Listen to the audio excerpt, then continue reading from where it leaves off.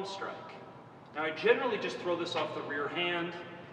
The palm jab is you can throw it, and we'll get into that technique later, but generally you just want to stick with your power-handed back, causing the most damage on this particular technique with the palm strike. So we're going to work on that first. So what's happening is nothing changes with the mechanics of the way my body moves, of course. Sinking, lowering my weight, moving from my center, pivoting, turning, hands up. Hands are nice and relaxed, shoulders nice and relaxed.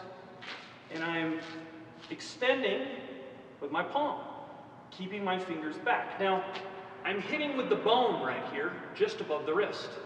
It's actually a small striking surface, so it causes a lot of damage and power, especially hitting the bridge of the nose, or the chin, or the temple, anywhere really. But this is a great move to hit the nose with.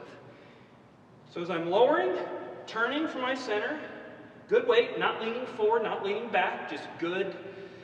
I want good posture whenever I move. So I'm turning, my left hand's protecting my face, my right shoulder's protecting the other side of my face, and I'm extending and moving on to the ball of the foot of my right leg.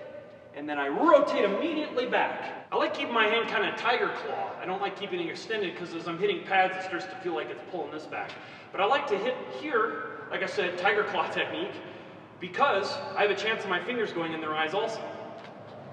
But just hitting with that bone and keeping my elbows down. Don't bring your elbows out. Keep my elbows down. Keep everything tight. This is a very effective technique for the street. Train this.